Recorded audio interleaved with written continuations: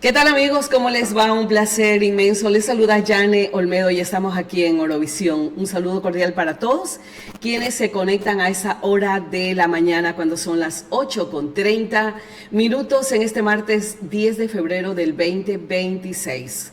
Entendemos que la agenda de los medios de comunicación el día de hoy cambió completamente respecto a los temas a tratar hoy. Hoy vamos a hablar de algunos temas importantes que tienen que ver a la función judicial, que analizaremos un caso que está preocupando a todos los ecuatorianos, como es el caso de Mario Godoy, que está dentro de la Comisión de Fiscalización de la Asamblea Nacional. ¿Será censurado? ¿Será enjuiciado políticamente? ¿Será destituido? Son las inquietudes que tiene la ciudadanía. Pero cambiamos la agenda, por lo menos al inicio de nuestro espacio de diálogo con el constitucionalista doctor José Correa, docente universitario y también decano de la Facultad de Ciencias Sociales de la Universidad Técnica de Machala, a quien le damos la más cordial bienvenida. El país despertó la mañana de hoy con la retención o detención del alcalde de la ciudad de Guayaquil, Aquiles Álvarez, según el abogado defensor del alcalde de Guayaquil, que se estaba trasladando urgentemente a Quito, donde también fue trasladado el alcalde de Guayaquil. Se trata de una cortina de humo, dijo él, porque se quiere salvar al operador del narcotráfico en la justicia.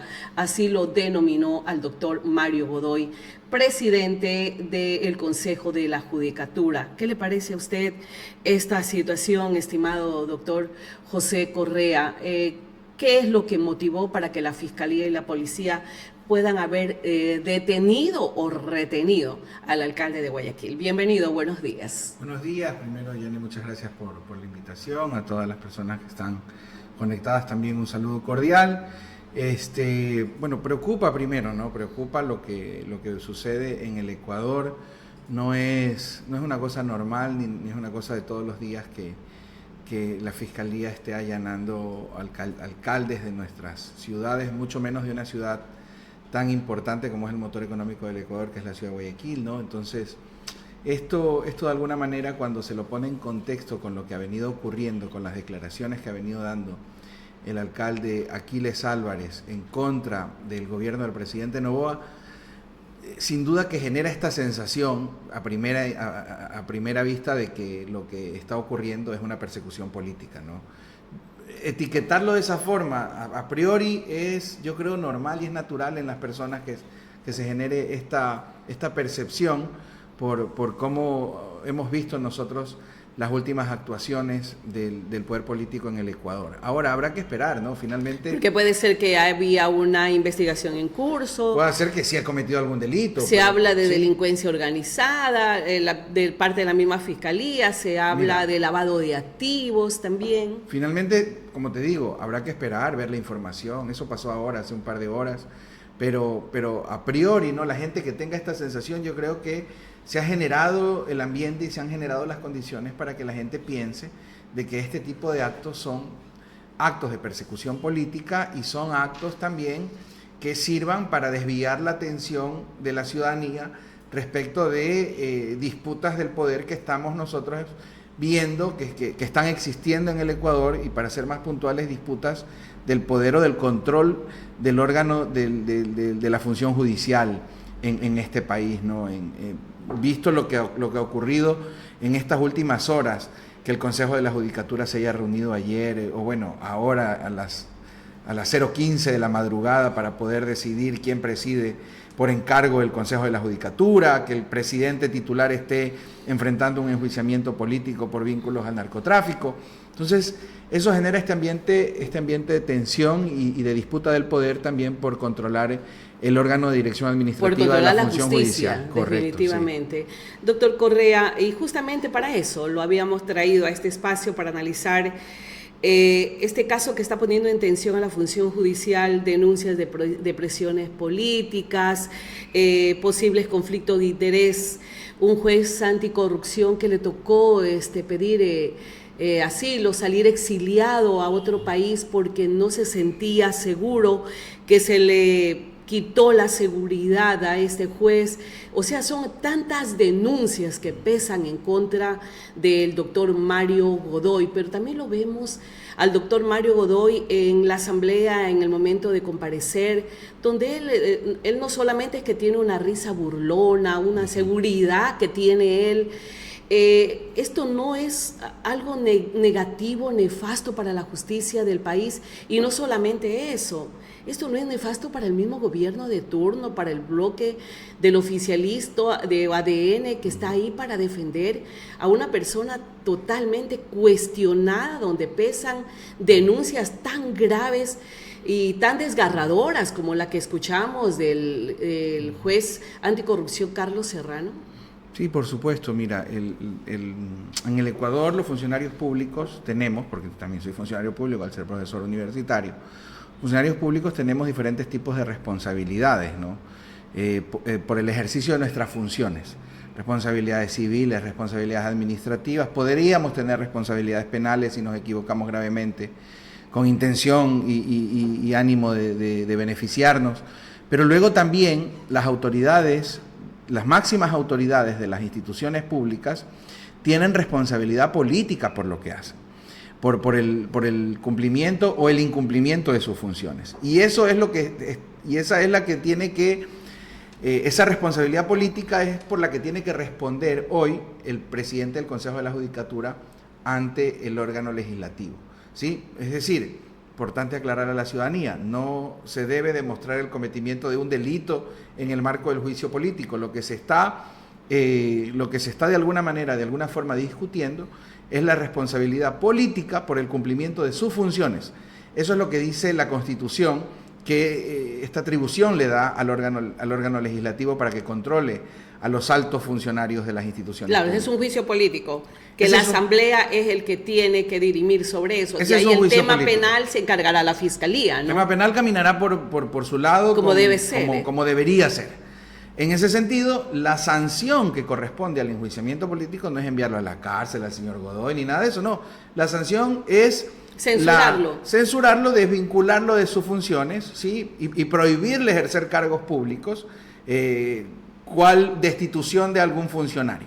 Entonces, ese funcionario o ese servidor va a ser desvinculado, va a ser censurado, es el término que se utiliza en las resoluciones de la Asamblea, y va a ser removido de su puesto de ejercicio de función pública. Eso es lo que está ocurriendo este rato con el señor Godoy. ¿Cuál es el incumplimiento de funciones que se le acusa? Yo creo que quedó muy solventada la acusación con la comparecencia del juez Serrano, porque se le acusa incumplir funciones por dejar en la indefensión o por no brindar oportunamente auxilio a los jueces que están combatiendo o que están decidiendo los actos de corrupción, de narcotráfico en el Ecuador. Y hay un juez, que es este juez Serrano, que tenía que resolver casos relacionados a la corrupción, relacionados al narcotráfico, que había sido acusado por un narcotraficante de mucho poder además. Amenazado. Amenazado públicamente. Sí. O sea, no es que se lo inventó, no es que a él, señor, este juez anticorrupción, Carlos Serrano, se le ocurrió. Es algo que se lo vio públicamente amenazado. ¿Y qué es lo que dice el derecho constitucional, doctor, para entrar plenamente en este conflicto de intereses? La defensa del imputado por parte del consorcio jurídico de la esposa del presidente de la Judicatura, ¿configura esto conflicto de intereses? ¿Qué dice el derecho constitucional? Mira, Yane, en el ejercicio de la profesión, todos los abogados pueden coger los casos que quieran, ¿no? Yo eso también lo voy a defender en el marco del ejercicio profesional de la abogacía. Pero también comparto el criterio de que, claro, decidir tomar ciertos casos, creo que ya te establece una prohibición moral o rompe tus criterios de probidad pública, notoria, para poder ejercer ciertos cargos. En ese sentido, estas vinculaciones en las defensas que ha tenido... Esta omisión o inhibirse... Que ha tenido tanto el señor Godoy como su pareja, ¿sí? Como su esposa, entiendo que es su esposa. Entonces, yo creo que esto sí pone en duda la probidad para ejercer un cargo de altísima importancia como lo es el cargo de ser presidente del Consejo de la Judicatura. O sea, ¿esta es una falta política? Sí, se puede considerar como una falta política, como un tema que pone en riesgo el correcto ejercicio y el correcto funcionamiento y esas son las de la dudas, función y judicial. esas son las dudas que tenemos, yo creo, la mayoría de ecuatorianos, de que existió conflicto de intereses, ¿no? Y por eso es que estos comentarios dejan de ser comentarios y se convierten ya en dudas con bastante veracidad, como tú lo estás afirmando en efecto, Yane, porque claro, si mi esposa fue defensora de una de estas personas, a la cual luego uno de mis servidores de confianza va y aboga por esa persona, que es lo que pasó con este señor Gaibor, que era director ahí se configura, llegó una presión política, entonces, ¿cierto? claro, entonces tú triangulas todo eso y ya creas certezas o ya creas esta duda razonable, al menos, de que estás teniendo injerencia desde tu función, desde el ejercicio de tus funciones, estás teniendo o pretendiendo tener injerencia en la resolución de casos judiciales. Mire, y eso también es lo que creo que pone en la duda, al margen de que si eres o no opositor a este gobierno o eres adepta a este gobierno, esta presión política de parte del presidente del Consejo de la Judicatura del Pichincha, el señor Gaibor, persona muy allegada al presidente Godoy del Consejo de la Judicatura, y el hecho de que se le acepte la renuncia, doctor Correa, eso es lo que también nos ha dejado en dudas. ¿Por qué no se inició una acción de personal? O sea, como tenía que ser claro, un proceso de alguien que estaba ejerciendo una presión política, que lo llamó al juez o se reunió con el juez y le dijo que tiene que dirimir, que tenga cuidado, que mira lo que vas a hacer. O sea, definitivamente eso también no deja dudas de que hay un contubernio, de que todo esto se ha estado trabajando para favorecer a este señor que estaba siendo juzgado por lavado de activos y que también ha sido pedido por organismos internacionales como alemanes por haber llevado más de 9 toneladas de droga a esos países. O sea, definitivamente hay un tema terrible en este sentido, y que el Consejo de la Judicatura no haya podido actuar como debería y le acepten la renuncia, como diciendo, desaparécete, que no te queremos ver aquí. ¿Por qué? Mira, yo creo que estos actos son los que generan desconfianza en el señor Godoy para el ejercicio de estas funciones tan delicadas como son las de presidir el órgano administrativo de la función judicial, son las que ponen en debate al país sobre la dirección de la función judicial en el Ecuador. Pero además yo creo, Yane, que no es una cosa nueva respecto de la probidad de Mario Godoy para ejercer el cargo de presidente de la función judicial. Digo esto porque mira todo lo que se ha generado alrededor del hecho de que él haya llegado a la presidencia del Consejo de la Judicatura, para entenderlo. Oiga, pero llegó a la presidencia del Consejo de la Judicatura con la unión de ADN y Revolución Ciudadana, a ver, mira, de los dos bloques más poderosos de la Asamblea. Pero para que la gente lo pueda entender, además del factor político que tú mencionas, el Consejo de la Judicatura solo puede ser presidido por la terna o por una de las personas que incluya la terna enviada por el presidente de la Corte Nacional de Justicia, ¿sí? Entonces, no es una terna, no es un vocal cualquiera del Consejo de la Judicatura quien puede presidir el Consejo. Es el vocal que surja de la terna enviada por el presidente de la Corte Nacional de Justicia. Entonces, vamos viendo las responsabilidades de dónde vienen también. Es decir, ¿quién envió la terna al Consejo de Participación Ciudadana para que se designe al vocal del Consejo de la Judicatura que vaya a presidir el Consejo de la Judicatura como tal? Es el presidente de la Corte Nacional de Justicia. Ese presidente, que en ese tiempo era el señor José Swing, hoy ya renunció a su puesto, justamente por verse de alguna manera salpicado por los errores que comete Mario Godoy y que lo llevan al enjuiciamiento político hoy en la Asamblea. Es decir, la persona que envió el nombre de Mario Godoy ya dejó su puesto de presidente de la Corte Nacional de Justicia. algo de O decencia. sea, de esa allí. terna había que decidir. Y de esa terna había que Definitivamente. decidir. Ya. Ahora, ¿por qué menciono esto? Bueno, primero por lo que ha pasado alrededor, ¿no? Por lo pasado alrededor del contexto de Mario Godoy.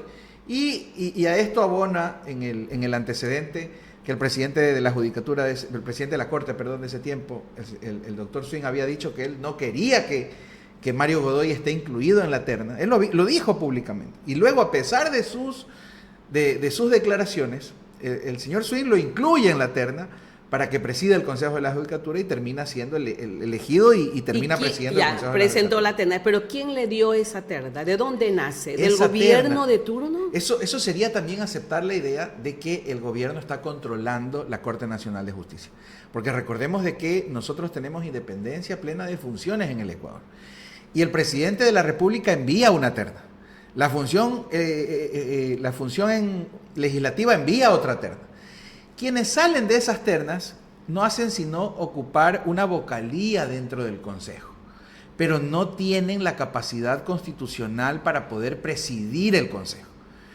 La función judicial, con su independencia, es quien envía la terna. Entonces, ahí nos lleva a esta otra pregunta que tú lo lanzas también en esta conversación, Yane. ¿Está controlando el gobierno todo el Poder Judicial? ¿Está controlando el poder político la Corte Nacional de Justicia también? Claro, porque sí quedan estas dudas respecto de que quien tenía la responsabilidad de enviar la terna para que se presida el Consejo, dijo, yo jamás, creo, fueron las expresiones del señor Swing, voy a incluirlo al señor Godoy en la terna de la Corte Nacional de Justicia, pero lo incluye. Oiga, es súper grave pensar de que el gobierno esté metiendo la mano en esto desde el inicio, desde el nombrar al presidente del Consejo de la Judicatura, y también hoy en la mañana escuchaba serios cuestionamientos de quién está ahora presidiendo el Consejo de la Judicatura. Y es lo que viene después. Entonces, a lo que te decía, solo aquella persona enviada por la terna de la Corte Nacional de Justicia puede presidir el Consejo de la Judicatura. El señor Godoy, por el tema del enjuiciamiento político que está enfrentando, ha pedido vacaciones o permiso, no lo entiendo bien. A quien le correspondería es a su suplente asumir la presidencia. Así es. A su suplente ayer le saltó una prohibición en el Ministerio de Trabajo, que ese ministerio sí es dirigido por el gobierno, y eso es algo natural y correcto. Y que se cayó la página también. Okay. Algunos medios de comunicación trataron de ingresar a la página del Ministerio de Trabajo y de repente se cayó la página. O sea, no se podía confirmar si tenía o no la prohibición de ejercer la función pública. Por esa prohibición, a la 1 de la mañana del día de hoy, termina siendo designado otra persona distinta a quien la Corte Nacional de Justicia envió en su terna. O sea, no lo está presidiendo ni el titular, que es el señor Godoy, ni la suplente, que no se me escapa ahorita el nombre, no sé si tú lo tienes a la mano, pero es la suplente la que debió haber asumido la presidencia temporalmente hasta que termine en este periodo de vacaciones que ha sido solicitado por el presidente titular. Ni el uno ni el otro, ni el principal ni el suplente. Hoy está presidiendo, acaban de nombrar ahora en la madrugada, a un señor que además ni siquiera tiene formación de abogado para decidir, es un economista, y él va a decidir sobre temas de error inexcusable, por ejemplo, que son los casos en donde los jueces pueden ser removidos de sus funciones, de su puesto de trabajo. A ver, y yo a los economistas los respeto, pero para ser economistas, no para hacer funciones abogados, ¿no? Entonces, en ese sentido, todo parece como bastante forzado, todo parece como, o sea, no le da, mejor dicho, a la gente la sensación de que las cosas estén marchando de forma correcta. No se le da al país esta tranquilidad de que el órgano judicial tenga autonomía, esté trabajando de forma autónoma. Y esto también es importante decirlo, la autonomía o la independencia judicial no es un derecho de los jueces, esto debemos tenerlo súper claro.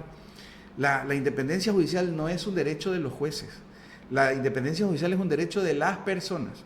Que los jueces tengan la posibilidad de decidir sin ningún tipo de presión, Yane, ningún tipo de presión, ni política, ni económica, ni de la mafia, ni de ningún tipo de presión.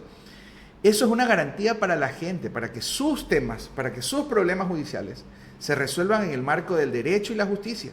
Entonces, la independencia judicial en el Estado democrático tiene que darse, es un derecho de las personas. Tiene que exigirse. Oiga, hablando de eso, de independencia judicial, uno interpreta todo lo que ha estado pasando durante todos estos meses con el tema del Consejo de la Judicatura, de que definitivamente sí hay una presión institucional, así usted lo vea por todo lado, hay una presión institucional. El hecho de retirar la seguridad al juez, el retiro de seguridad a un juez que conoce casos del crimen organizado, retirarle la seguridad, presionarlo para que no renuncie, no dejarlo renunciar y mantenerlo en exilio.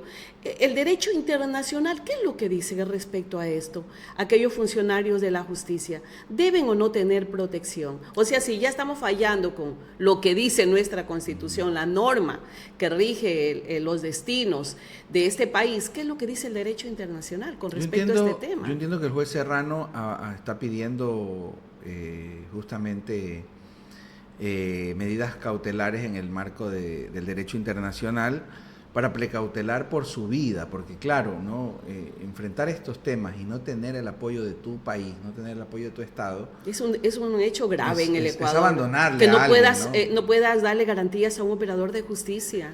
Es dejarle en el abandono, dejarle en el riesgo de su vida, de la vida de su familia, y entiendo que el juez Serrano está pidiendo auxilio en el marco del derecho internacional para que esto ocurra. ¿Por qué no lo dejan renunciar al juez anticorrupción Carlos Serrano? ¿Por qué insisten en que él siga trabajando?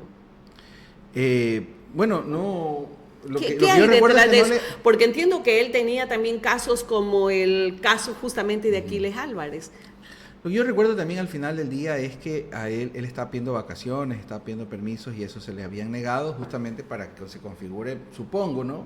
Aquí vamos a especular, para que se configure un abandono de puestos, ¿no? Y eso a los funcionarios públicos se traduce en una destitución, ¿no?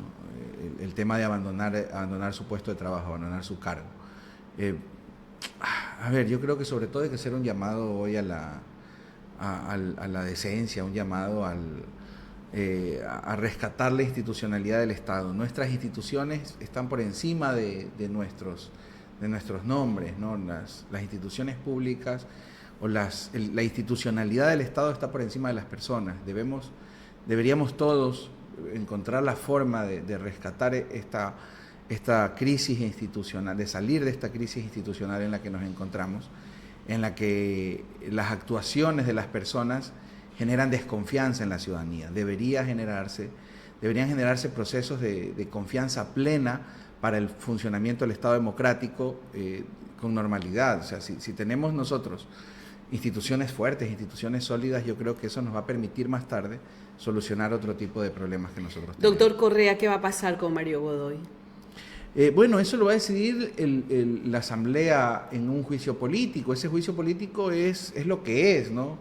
Un cuestionamiento que hacen los políticos por la responsabilidad política que puede tener una persona.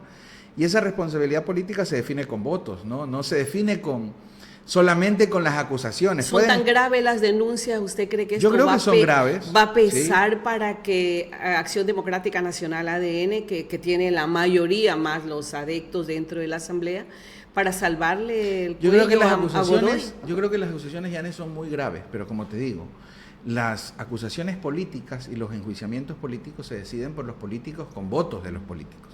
Entonces se necesita una votación mínima para poder remover de sus funciones a quien hoy es acusado, que puede ser Mario Godoy o puede ser cualquier otra persona pasado mañana que pueda ser acusada dentro de ese órgano legislativo. No es suficiente tener una acusación sólida, es necesario también tener la voluntad política para poder tomar la decisión. En ese sentido, esa voluntad política o quien tiene el sartén por el mango, dicen, ¿no? Es quien tiene la mayoría en la Asamblea, ¿no? Y aquí sí el país va a voltear la mirada a la actuación de los asambleístas del bloque de gobierno, que por el momento, siguen teniendo una mayoría consolidada en el pleno legislativo. ¿Qué pasaría políticamente, le pregunto, doctor José Correa? El Ecuador está sumido en violencia, explosiones. Esta madrugada también fuimos objeto nuevamente de una explosión, muertes violentas, sicariato, en definitiva una sociedad que está totalmente conmocionada.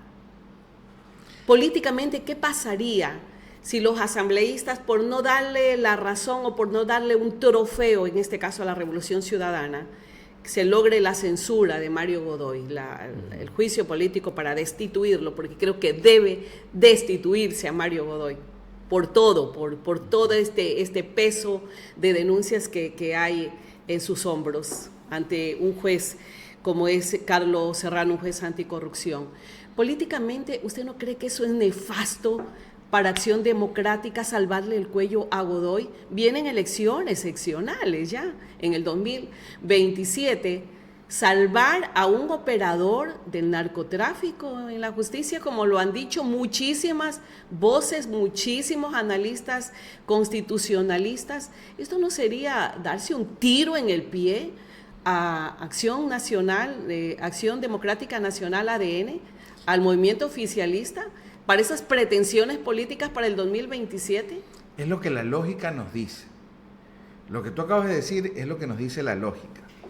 Pero en este país nosotros hemos visto que las cosas no se dejan llevar lamentablemente por lo que lógicamente debería pasar. Y este país es un país que olvida muy rápido las cosas, ¿no? Que cada 15 minutos tenemos incendios y el incendio después de una hora ya hizo que nos olvidemos de lo que pasó hace rato, de lo que nos olvidemos de lo que pasó ayer, que nos olvidemos de lo que pasó el mes pasado. Porque nacen distractores, cualquier cantidad, como lo que pasó esta madrugada con Aquiles Álvarez, que puede ser un distractor, ¿no? Si no se puede probar de lo que lo pueden estar acusando hoy en día. Entonces saldrá lo de Aquiles, saldrán más allanamientos, tendremos más de estos shows en donde los personajes de la política nacional estén en pijamas. Mira que un asambleísta les mandó a comprar buenas pijamas a sus opositores. Y el mismo Godoy dijo que van a haber más allanamientos, ¿no? Entonces, claro, todos estos escándalos puedan que provoquen, si la ciudadanía no está alerta,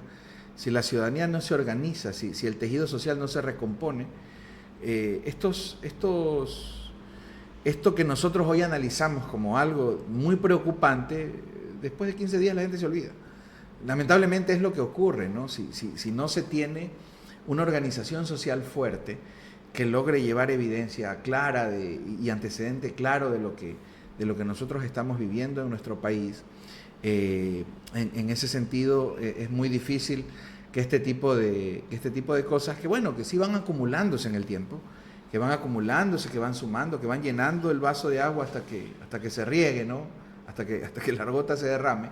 Entonces, finalmente yo creo que eso podría ocurrir, ¿no? Y quizás están haciendo el juego de la política midiendo un poco aquello, midiendo el timing político, que es con lo que más se juega ahora, más que con la solución de problemas. Es lo que hoy se debate en la política, es el manejo del discurso, el manejo de la narrativa y el timing, ¿no? Saber cuándo lanzarlo, cuándo hacerlo y cuando lo hago, qué beneficio puedo tener o qué perjuicio puedo tener, ¿no? Entonces es mucho de lo que se está analizando, más allá de pensar en solucionar realmente los problemas de la gente. Así es, estrategia política, definitivamente, más allá de, como usted lo dijo, de resolver problemas como la salud, que definitivamente nos tiene también en un vilo a todos los ecuatorianos. Doctor Correa, muchísimas gracias por acompañarnos. Siempre es positivo poder dialogar de estos temas, más que nada por ese despertar del tejido social, que usted lo dijo, recomponerlo más que nada y que la ciudadanía pueda analizar fríamente, al margen de su adhesión o no al gobierno de turno, sino analizar qué es lo que está pasando. No, muchas gracias a ti por la invitación, gracias también a las personas que se conectan a este espacio, que lo comparten. Yo creo que es importante tener estos espacios de reflexión, que estos discursos que son políticos en realidad deben ser discursos del común de las personas, porque impactan en la vida de la gente, mucho más en ciudades como la nuestra, ¿no? En ciudades como Machala, Pasaje, Santa Rosa, Huaquillas, que está siendo muy golpeada por la ola de violencia que estamos viviendo. No nos acostumbremos, no normalicemos. Si la justicia no protege a quienes denuncian, el mensaje institucional es grave. Y eso es un debate que el país no puede evadir. Tenemos que analizar lo que está pasando en el Ecuador. Y la pregunta queda abierta. ¿Estamos frente a un caso excepcional ante una falla estructural del sistema judicial? Los leemos en el comentario. Muchísimas gracias, amigos. Maravilloso día para todos.